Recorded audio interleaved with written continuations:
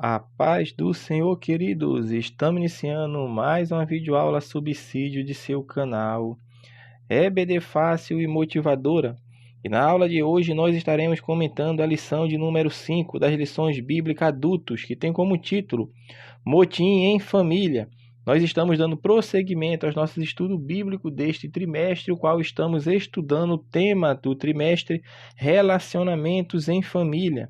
Superando desafios e problemas com exemplos da palavra de Deus. E na lição de hoje, lição de número 5, estaremos estudando o tema Motim em Família. O texto áureo encontra-se em Filipenses, capítulo 2, versículo 14. Fazei todas as coisas sem murmurações nem contendas. Verdade prática. Das murmurações derivam as contendas. Por isso devemos evitá-la em nossa família. Leitura bíblica em classe. Encontra-se no livro de Números, capítulo 11, dos versículos 1 ao 7, e em Números 12, dos versículos 1 ao versículo de número 8. Então vamos iniciar a lição de número 5, Motim em Família. Então, como o título da lição já está nos falando, nós vamos falar sobre motim em família. Muitas pessoas não sabem o que significa a palavra motim. Então, vamos definir para que os irmãos entendam o que é um motim.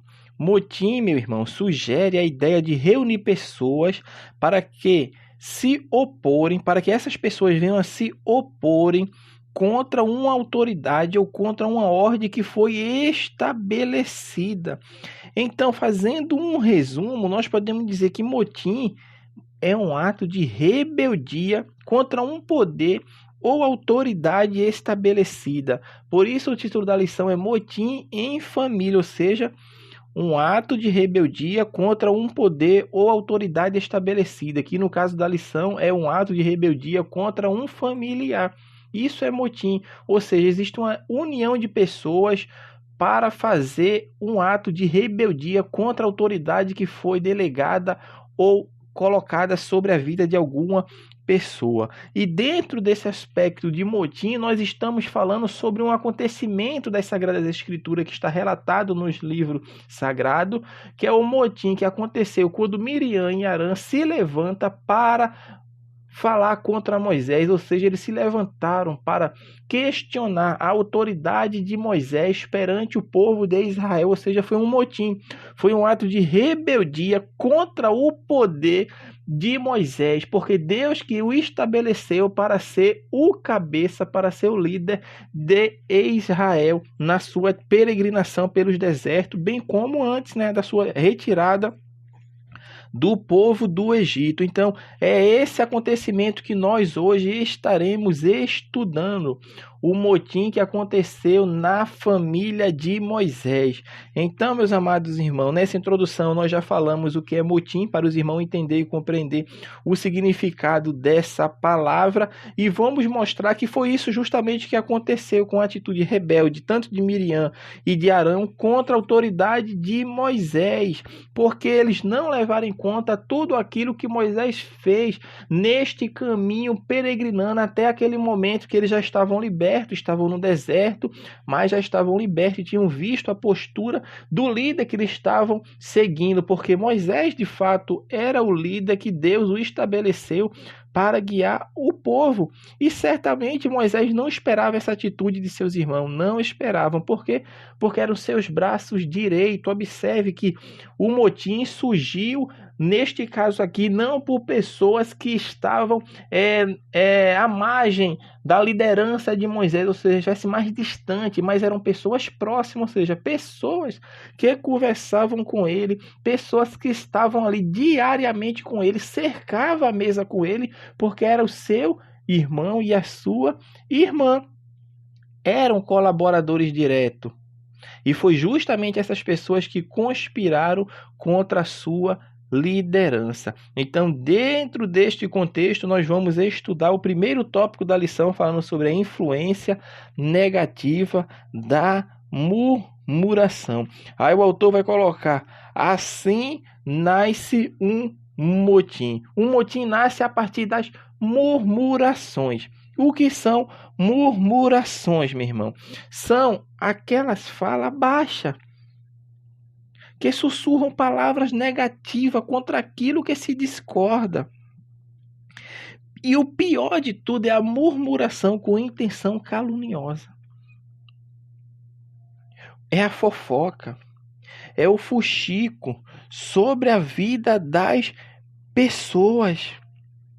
E tudo isso faz com que nasça um motim. Começa assim, ó, fulano ali, ó, vê só. Olha o que ele está fazendo, olha o que ela está fazendo. E muitas vezes não está nem falando a verdade, está falando mentira, ou seja, é fofoca, é o fuxico, é a mentira, é a calúnia.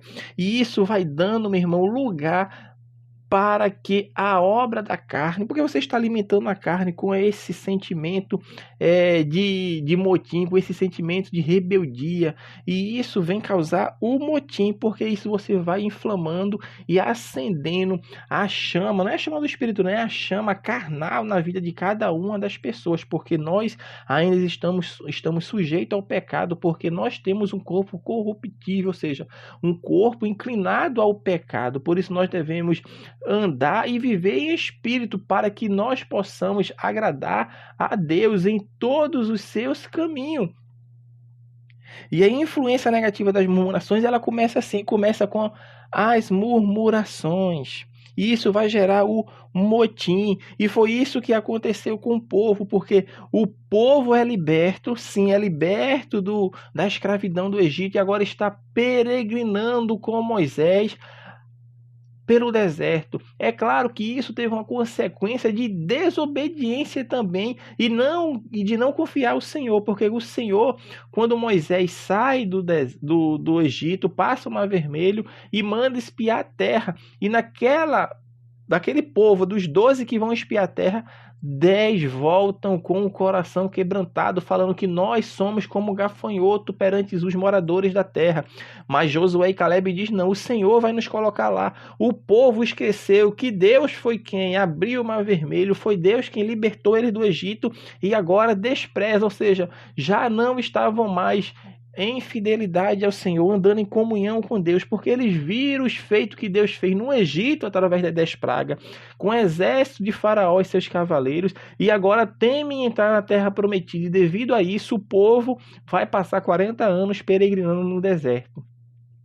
E todos com a idade de 20 anos para cima não vai entrar na terra de Canaã. É isso que a palavra de Deus nos fala. Todo o povo que saiu do Egito de 20 anos para cima não entrou na terra prometida, exceto Josué e Caleb. Os outros morreram na peregrinação do deserto, porque não ouviram a voz de Deus, e Deus deu a sentença. Assim como os espias passaram 40 dias espiando a terra, assim vocês vão passar 40 anos peregrinando pelo deserto, porque cada dia vai ser correspondente a um ano. Se foi 40 dias, vocês vão ficar 40 anos. E foi isso que aconteceu. O povo já era um povo rebelde. E durante a peregrinação do deserto, a coisa não vai mudar. Não vai, meu irmão, fazer com que o povo venha se converter, porque o Senhor já tinha falado que era um povo de dura cerviz. E foi justamente isso que aconteceu. Quando o povo sai peregrinando, tem a primeira dificuldade. E qual foi a primeira dificuldade? Foi a sede. O povo teve sede e começa agora, meu irmão, a murmurar e a esquecer do que Deus tinha feito para com eles. Isso é o que acontece quando o povo começa a murmurar, não acredita em Deus. E isso foi as queixas que o autor está falando aqui. É a primeira queixa. A primeira queixa foi essa. E essa queixa procede dizer que Moisés, você nos trouxe aqui para morrer em terra seca. Nós poderíamos ter ficado era no Egito, do que seguir a você estar aqui para morrer nessa terra seca. E essa murmuração, meu irmão, essa queixa, ela não entristeceu apenas Moisés não, mas a Deus também. E Deus operou com fogo. É isso que a palavra de Deus nos fala. Deus opera com fogo, destruindo um grupo de pessoas que vivia reclamando. O Senhor veio e agiu contra aquele povo que estava reclamando. Por isso aquele nome se chamou de Tábera, que significa queimar, porque o Senhor agiu contra os murmuradores e o matou. Isso foi a primeira queixa. Observe que Deus está operando. desde que o povo está saindo do Egito. Agora Deus mais uma vez se manifesta ao povo, mas mesmo assim o povo não se volta para Deus, mas vai novamente se queixar. É a segunda queixa, que é que Deus diz: ora, eu vou dar o pão do céu, vai ser chamado maná. E o que significa maná? Maná significa, que é isso? É essa pergunta mesmo. Que é isso? Maná significa, que é isso? Porque eles não sabiam, não entendiam, mas Deus fazia. Todo dia brotar o maná como o orvalho, meu irmão, o orvalhozinho, que no outro dia, quando a gente pega uma temperatura adequada, aqui no Brasil, como nós estamos falando, no outro dia as plantas ali, a graminha está toda com aquele orvalho. Na terra, quando Deus está girando o povo, esse orvalho todo era pão, era doce como mel, parecia um grãozinho, e aquilo Deus deu para o povo todo dia. Mas o povo não se contentou, o povo mesmo assim se queixou, porque estou comendo maná. Era melhor eu estar lá no Egito, que lá no Egito eu comia melão, eu comia cebola, eu comia pepino, eu ia nos rios e pegava peixe para comer. E o povo está reclamando. Porque o povo, meu irmão, quando passa por dificuldade, ele só lembra dos tempos áureos da sua vida, mas não lembra do tempo de escravidão, não lembra do tempo de sofrimento, de escárnio que sofria, dos trabalhos pesados que era colocado sobre os seus lombos. Isso acontece até aos dias de hoje. O povo é liberto, mas sempre se lembra do seu momento passado, como se fosse melhor do que eu estivesse vivendo hoje. O povo foi liberto, estava liberto, mas não conseguia entender e enxergar isso, porque pensava apenas nos seus prazeres carnais, nos seus prazeres aqui da terra. E isso foi a segunda queixa. Aí vai entrar na terceira queixa, que é o que nós iremos abordar nesta lição, que é a queixa de Miriam e Arão contra Moisés. Foi a queixa que eles tiveram contra Moisés nas decisões que Moisés estava tomando, porque se os irmãos perceber, Moisés neste ponto aqui ele não vai consultar nem a Miriam, nem a Arão, e vai tomar as decisões. E tomava as decisões porque ele era o líder, era o cabeça que estava à frente da direção do povo e foi o guiado por Deus para fazer assim.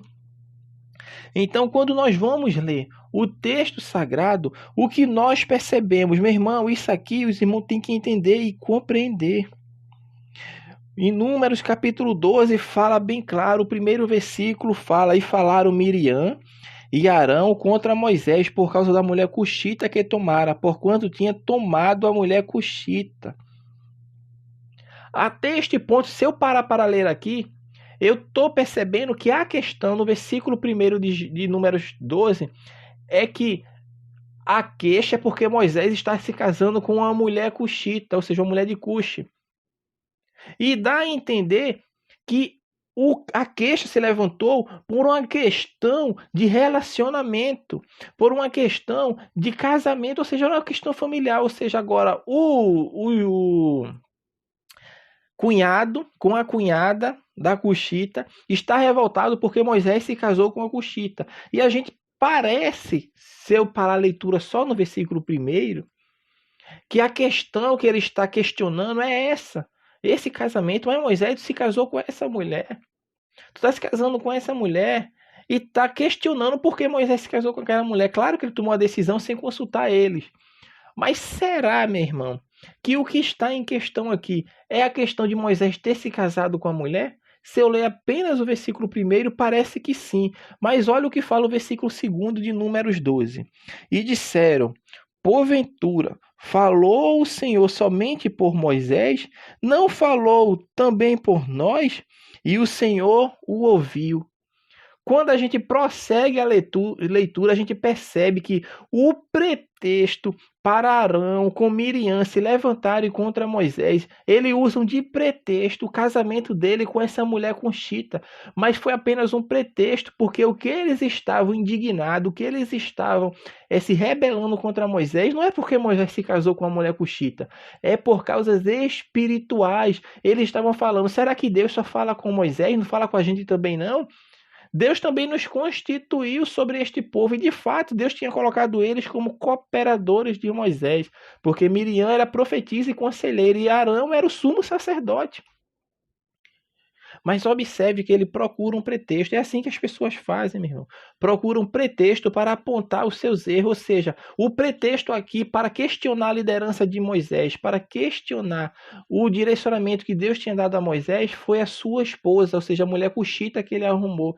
E é assim que acontece muitas vezes na vida das pessoas que estamos vendo e seguindo na igreja, porque tem o líder, tem as lideranças, e muitas vezes as pessoas procuram pretexto para atacar determinadas pessoas, talvez até a nossa vida e a sua vida, procuram pretexto, mas é por causa de coisas espirituais.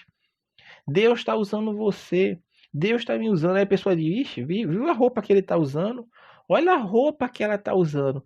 A roupa, meu irmão, o modo de você andar, o modo de você falar é só um pretexto para questionar o que Deus lhe deu. É o que aconteceu com Moisés. Isso causou inveja. É o prosseguimento da lição lá na frente que o autor vai falar sobre a inveja que nasceu no coração de Miriam e de Arão, porque eles procurou pretexto para questionar a liderança de Moisés. É o que ele fala.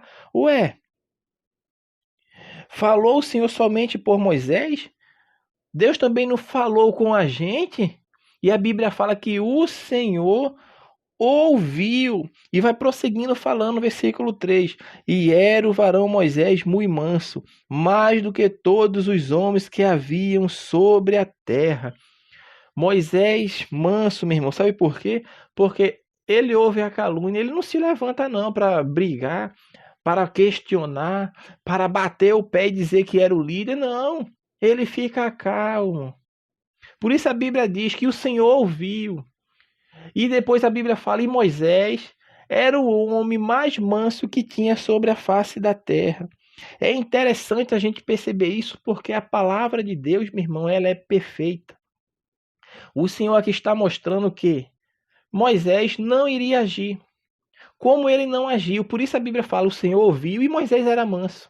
Ou seja, Moisés, meu irmão, era manso. Por isso a Bíblia fala: bem-aventurados mansos, porque herdarão a terra. E Moisés era manso, ele não se preocupa com aquilo que Miriam com Arão está se levantando contra ele, mas ele fica manso. Mas a palavra de Deus fala que o Senhor ouviu, porque de fato o Senhor ouviu. E é interessante isso, porque é Deus quem se levanta para agir por Moisés, e não é Moisés que se levanta. Porque tem pessoas que é assim, que está sendo caluniada, falada na igreja, mas ele se levanta e vai usar muitas vezes o microfone, vai usar o púlpito, vai usar a oportunidade que tem, meu irmão, para tentar se defender e atingir aquelas pessoas que estão perseguindo. Mas com Moisés não, Moisés fez diferente, ele fica calado. Por isso a Bíblia faz questão de registrar que o Senhor ouviu e Moisés era varão muito manso, mais do que todos os homens que haviam na terra. Moisés era manso. Então, quem se levanta, meu irmão, é Deus para agir em minha defesa e em tua defesa. É isso que a palavra de Deus está falando aqui. Moisés e Arão a Miriam. Ou seja, quando Deus vai tratar com os das famílias, dentro da sua casa, dentro da sua família, Deus chama todos para ouvir a palavra dele. Deus não chamou só Moisés. Deus não chamou só Miriam nem Arão, não. O DA de Deus, o que Deus marca ali para fazer limpar, como a gente usa o linguajar, deixar tudo em panos limpos, lavar a roupa de casa, ele chamou os três, tanto Moisés, quanto Arão, quanto Miriam, e diz para eles três saírem da tenda. É para sair da tenda, ou seja, está tendo briga, está tendo contenda, está tendo murmuração, está tendo motim. Então sai do meio da congregação, porque na congregação do Senhor não pode haver motim, não pode haver atos de rebeldia, nem calúnia, nem fuxico, nem coisas mentirosas como as pessoas ainda hoje fazem. Por isso o Senhor vai tratar com eles fora da congregação, porque o Senhor vai ter um encontro com os três. E naquele encontro que Deus está tendo com os três, Deus desce para falar com eles. E Deus desceu e começou a falar, chamando Arão, chamando Miriam. Agora venham vocês dois aqui, que eu vou falar. Vocês agora vão ouvir as minhas palavras. E Deus começa a falar, vocês vão ouvir a minha palavra. Se entre vós houver profeta, eu não sei se tem profeta não. E Miriam era profetiza, mas olha o que Deus faz. Fala, se entre vós houver profeta, eu, o Senhor, em visão, a ele me farei conhecer, ou em sonhos falarei com ele. Deus está dizendo, olha, se tiver profeta aqui no meio do povo, eu falo com ele através de visões. Eu falo com ele através de sonho. Com Moisés, não é assim que eu falo, não. Com Moisés eu ajo diferente. Porque ele é fiel na minha casa. Moisés é fiel na minha casa. E eu falo com ele, sabe como é que eu falo com ele? É boca a boca. Boca a boca. Eu falo com ele, não é de vista, falo com ele de vista e não por figuras. Eu falo com ele a semelhança do Senhor. Eu falo com ele, Deus está falando, eu falo com ele face a face. Eu falo com ele olhando para os olhos dele. Eu não dou visão para Moisés, eu não falo com Moisés em sonho, mas eu falo com ele boca a boca. Então o que Deus estava falando aqui, tanto para Arão quanto para Miriam, Deus estava falando para os dois que vocês estão querendo causar motim, desabores, dissensões e causando ofensa com meu servo Moisés, que ele sabe de tudo que vocês estão fazendo aqui, mas não agiu. E eu sabia que ele não ia agir, porque ele é manso, ele é calmo, ele não vai tomar iniciativa sem primeiro eu venha agir. Então por isso eu estou agindo para desfazer este mal que vocês estão querendo implantar em Israel contra a liderança de Moisés. Então, para que vocês saibam que com Moisés eu falo face a face, boca a boca, a Bíblia nos fala que quando Deus se levanta, Miriam está leprosa. E a pergunta é, por que Miriam ficou leprosa e não Arão? Primeiro, Miriam foi a cabeça, ou seja, ela que começou a colocar na cabeça de Arão possivelmente essas questões para duvidar da liderança de Moisés. E segundo, que Arão era o sumo sacerdote e a linhagem sacerdotal impediria dele exercer o ministério sacerdotal se ele fosse leproso. Então essas são as duas justificativas possivelmente de que Miriam ficou leprosa e não Arão. E para que a coisa acontecesse, Moisés e Arão vai voltar à tenda, vai voltar, porque Deus tratou contra os três, portanto, Miriam ficaria fora da tenda 3 dias, porque ela ficou leprosa, ficou longe. E olha o que a palavra de Deus nos fala. Fala que Arão pede para que Moisés ore por ela. Ué, mas no versículo 2, o que era que Arão e Miriam falou com a murmuração contra Moisés? Eles falaram como no versículo 2 do capítulo 12. Porventura o Senhor só fala a Moisés? Também ele não fala por nós? É como se a Bíblia estivesse dizendo, eles diziam que era o profeta, e Deus mostrou, se há profeta, eu falo em sonhos e visões. E agora Miriam está leprosa, doente, mas Arão não ora por ela não, e nem ela vai orar por ela própria, mas eles pedem para Moisés orar. Era Deus tratando a família de Moisés e mostrando que a liderança, que o cabeça daquela situação era Moisés. E a partir desse momento eu acredito, meus irmãos, que Arão e Miriam entendeu, porque ele pede agora para Moisés orar. Mas era eles que estavam questionando a liderança de Moisés, mas agora eles aprenderam a lição, porque Deus tratou com os três.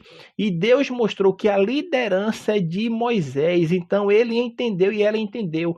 Ora, meu Senhor, por ela, para que Deus a cure dessa lepra. E Moisés vai orar sim por ela, ora por ela, mas Deus fala, 7 dias ela ficará leprosa, para entender do que ela fez e do mal que ela vinha causando a Israel.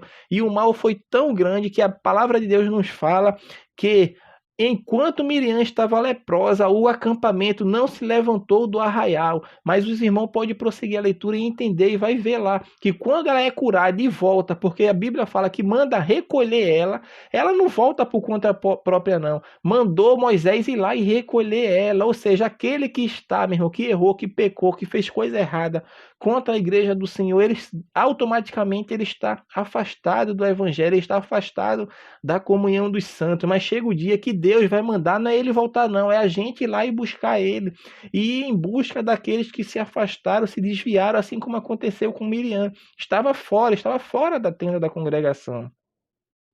Mas Deus vem e fala, recolhe Miriam para a tenda da congregação. Deus estava dizendo, vai buscar aquele que se perdeu, vai buscar aquele que está doente, vai buscar aquele que se desvirtuou no meio do caminho. E foi isso que aconteceu. E quando Miriam volta, meu irmão, a palavra de Deus nos fala que a coluna de nuvem se levanta, porque estava mostrando que o povo deveria levantar acampamento e partir dali.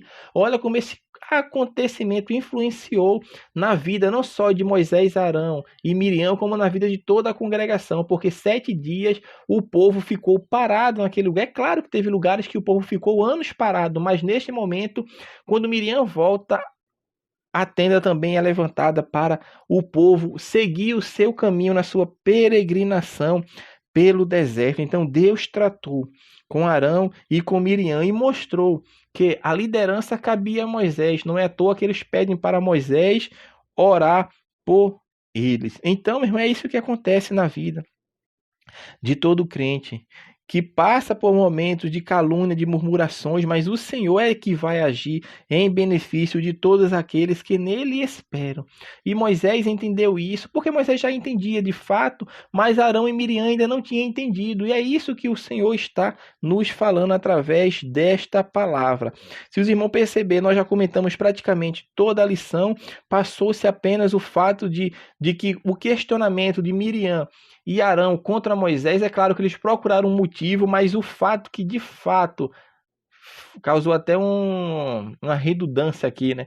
Mas o fato que aconteceu é que quando Moisés é tirado dele e posto o Espírito sobre 70 anciões ali, esse fato é que deu o motivo para Miriam e Arão procurar um pretexto para tentar atingir Moisés, que foi o da mulher cuxita, que é só falar nesse versículo para os irmãos perceber que era um pretexto que eles estavam procurando para questionar a liderança de Moisés.